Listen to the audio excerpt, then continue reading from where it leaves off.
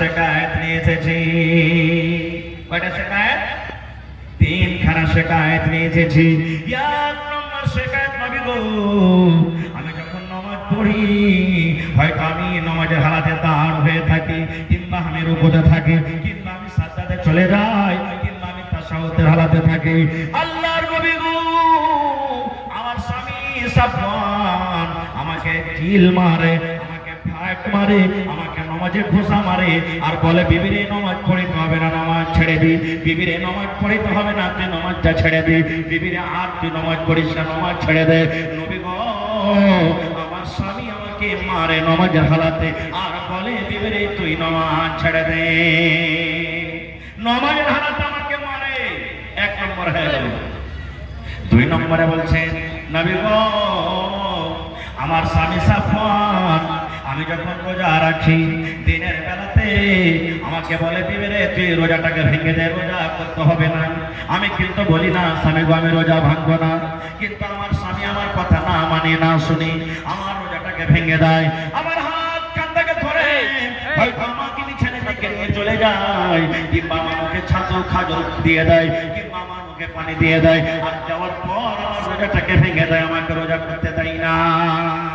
কয়টা হলো? কয়টা হলো যে ভাই?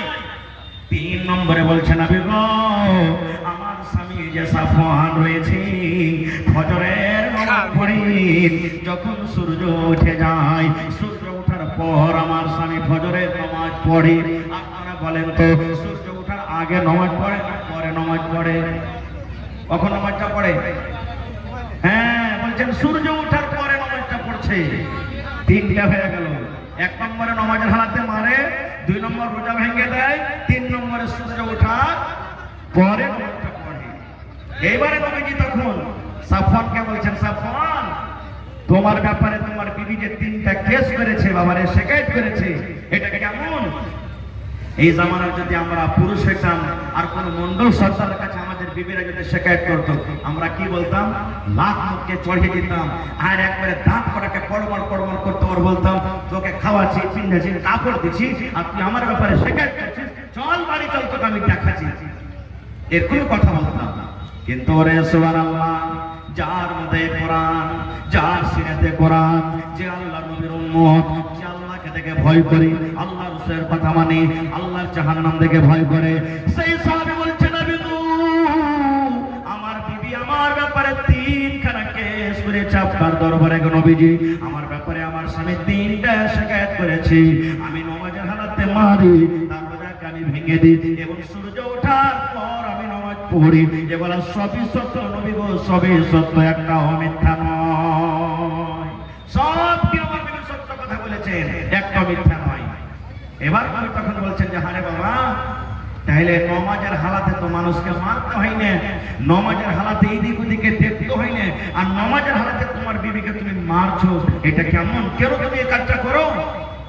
এবার সাফওয়ান কি বলছেন দেখে, আল্লাহর নবী গো, এই জন্য আমি মারি নবী গো, আমিও জানি নামাজ হলো আল্লাহর একটা ইবাদত, নামাজে মারতে হয় না, নামাজে ধাক্কা করতে হয় না, নামাজটা খুশু খুজুর সাথ পড়িতে হয়। কিন্তু কেন মারি নবী গো? তাহলে শোনেন, আমি একটা গরিব মানুষ, আমি সারাদিন মাঠে কামে কাজে চলে যাই, আমি খাজুরের গোড়াতে পানি দিই, খাজুরের বাগান আমি নিড়িয়ে আসি, গোটা দিন আমি কাম কাজ করি, আর সন্ধ্যাবেলাতে যখন আমি বাড়িতে চলে আসি নবী গো, আমার বিবি আমাকে খাবার দিয়ে দেয়, আর আমাকে খাবার দিয়ে আমার জন্য বিছানাটা লাগিয়ে দেয়। এবার আমাকে বলে, স্বামী গো যান যান, আপনি বিছানায় ঘুমিয়ে যান। আল্লাহর নবী গো, এইবারে আমি বিছানায় চলে যাই, আমার স্বামী আমার বিবি কিন্তু নামাজ পড়তে শুরু করে। কত লম্বা লম্বা নামাজ পড়ে জানেন? কোরআনের মধ্যে যেগুলা বড় বড় সূরা, এক এক রেখাতে দুটা করে সূরা তেলাওয়াত করেন। কোরআনে হলো বাকারা সূরা বড় সূরা, কোরআনে আলে ইমরান সূরা বড় সূরা, কোরআনে মায়েদা সূরা বড় সূরা, কোরআনে নিসা সূরা বড় সূরা, এক এক রেখাতে দুটা করে বড় বড় সূরা তেলাওয়াত করে, মানে 4 পারা কিংবা 4.5 পারা করে কোরআন এক এক রেখাতে তেলাওয়াত করে নবী গো।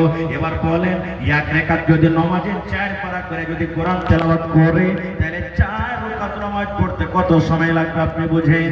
আমি ক্লান্ত হয়ে থাকি, আমার শরীরটা খাস্তানা হয়ে থাকে, আমার বিছানায় কিন্তু ঘুম আসে না। আমার বিবিকে আমি বলি, বিবি রে তুমি নামাজটা ছোট্ট করে পড় রে বিবি, আমার বিছানাখানে তুই একবার আয়, আমার মাথাতে তেল দিয়ে দে, আমার পাঞ্জরে তুই একটু ঘুমা। এই যে হয়তো আমার গা হাতে ব্যথা করছে, আমার গা হাতটা দেবে দে। আল্লাহর নবী গো, আমি একদিন বললাম, দুদিন বললাম, 3 দিন বললাম, কিন্তু আমার বিবি আমার কথা শোনে না। নামাজ পড়তে থাকে লম্বা লম্বা করে তেলাওয়াত করে। কতদিন নামাজ পড়তে পড়তে রাত 2টা হয়ে যায়, 3টা হয়ে যায়। কতদিন মুয়াজ্জিন সাহেব ফজরের আযান পর্যন্ত দিয়ে দেয়, নামাজের সারা সারা রাত কাটিয়ে দেয়, আমার বিছানায় আসে না। আমি থামতে না পেরে তখন নামাজের হালাতে আমি বিবিকে মারি আর বলি, বিবি রে তুমি নামাজ ছেড়ে দাও। এই জন্য আমি মারি। তখন নবীজি ফতোয়া দিয়ে দিলেন, হে মহিলারা, নামাজ যখন পড়িবে তোমাদের স্বামী বাড়িতে থাকবে, ছোট ছোট সূরা কহে নামাজ পড়িও, লম্বা লম্বা সূরা পড়ার তোমাদের দরকার নেই। ছোট ছোট সূরা গুলো নামাজ পড়িয়া তাড়াতাড়ি করে নামাজটা শেষ করিও। 1 নম্বর। 2 নম্বরে বলছেন, আরে বাবা, রোজার হালাতে তোমার বিবির রোজাটাকে কেন ভেঙে দিছো? রোজা কেন ভেঙে দিছো তা?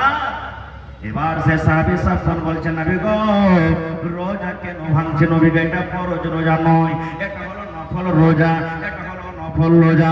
আল্লাহর নবী গো, আমি একটা গরিব মানুষ, আমি যেদিন কামের কাজে চলে যাই, আমার বেবি নফল রোজা রাখে, আমি কিন্তু মানা করি না। ঠিক আছে, আমি বাড়িতে থাকবো না, তুই রোজা কর। কিন্তু যেদিন আমি বাড়িতে থাকি, আমার বিবিকে আমি বলি, বিবি রে আজকে আমি মাঠে কামে কাজে যাব না, বাড়িতে আছি, তুমি রোজাটাকে রাখিও না, রোজা তুমি ছেড়ে দাও, ভাঙিও না।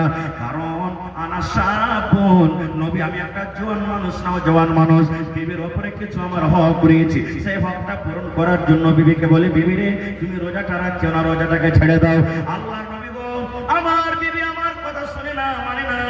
আমার বিবি সেই দিন রোজাটা রাখে যেদিন আমি বাড়িতে থাকি। আমি তাকে বলি, বিবির রোজা ছাড়ো না, ছেড়ে দাও, রোজাটা ভেঙে দাও। আমার কথা যখন না মানি, তখন আমি তার মুখে খাজর কিংবা পানি কিংবা ছাতু দিয়ে রোজা ভ্রান্তার রোজাটাকে ভেঙে দিই। নবী আমার বললেন, মহিলারা, তোমার স্বামীরা যখন বাড়িতে থাকবে, তুমি যদি নফল রোজা করতে চাও, তোমার স্বামীর কাছে তুমি ইজাজত নিয়ে নাও। তোমার স্বামী যদি ইজাজত দেয়, তুমি রোজাটা রাখবে। আর যদি তোমার স্বামী তোমাকে ইজাজত না দেয়, তাহলে কিন্তু তুমি রোজা রাখবে না। আর একটা থাকলে বলবো না, শর্টে বলবো, কারণ সময় খুব একবারে চলে আসছে আগিয়ে। এবার আপনাকে বলি, সাফওয়ান বিন মুআত্তাল রাদিয়াল্লাহু তাআলা আনহু নামাজের হালাতে ওর বিবিকে কেন মারতেন বলেন তো একটা লোক সামনে থেকে? তেলাওয়াত বেশি করে বলে, তেলাওয়াত বেশি করে, তেলাওয়াত বেশি করে, লম্বা হওয়ার কারণে। ঠিকই বলেছেন, তেলাওয়াত লম্বা হওয়ার কারণে। আজকে আমরা তারাবির নামাজ যখন পড়িতে যাব, যে এক রুকুতে কোটে 8 রাকাত শেষ। যদি খালি আমরা সহিহ একটা লম্বা করে দেয়, নামাজের শেষে করি এত করে একটা লম্বা পড়িতে হয়, যে মৌলভী সাহেব তোমরা নাই বসে বসে খাইছো, তো নামাজটাকে লম্বা করে দিই, যে কথাটা আমরা বলবো। আর ওই সাহাবী সুবহানাল্লাহ, ওই মহিলা এক রাকাতে 4 পারা 4.5 পারা করে কোরআন তেলাওয়াত করতেন। তাহলে যার কোরআনে, যার এক রাকাতে 4 পারা 4.5 পারা করে কোরআন মুখস্থি রয়েছে, সেই মহিলার কত কোরআন মুখস্থি আছে বুঝতে পারছেন? আজকে টালাবাড়ি গ্রাম, ওরে আল্লাহ, আমার মনে হয় কোন এমন মা, কোন এমন বোন, কোন এমন খালা একদিক থেকে গ্রামে গোটা করতে লাগে, আমার মনে হয় কোন এমন বোন পাওয়া যাবে না যে গোটা কোরআনের হাফেজা হয়ে আছেন, গোটা কোরআন তার মুখস্থি রয়েছে, এরকম পাওয়া যাবে না। তাহলে বোঝা গেল হাদিস থেকে যে আল্লাহর নবীর জামানাতো মহিলারা কত পড়ালেখা মানুষ ছিলেন, যে তারকে কোরআন পড়ার জন্য, নামাজে লম্বা লম্বা তেলাওয়াতের জন্য তাদের স্বামীরা তাদেরকে মেরেছেন, নামাজ ছাড়তে বলেছে। আর একটু আগে চলেন, আল্লাহ রাসূল একদিন বসে আছেন, আপনারা যেমন জলসা শুনছেন, সাহাবায়ে কেরাম বসে আছেন, আর একটা মহিলা সুন্দরভাবে কাপড় চোপড় পিন্ধে নবীকে ডাইরেক্ট এসে বলছেন যে এত আহাবালাকা নাফসি ইয়া রাসূলুল্লাহ, হুজুর আমি নিজে আপনাকে সঁপে দিলাম, হেবা করে দিলাম, আপনাকে মোহর লাগবে না, টাকা লাগবে না, আপনি আমাকে বিয়ে করে নেন।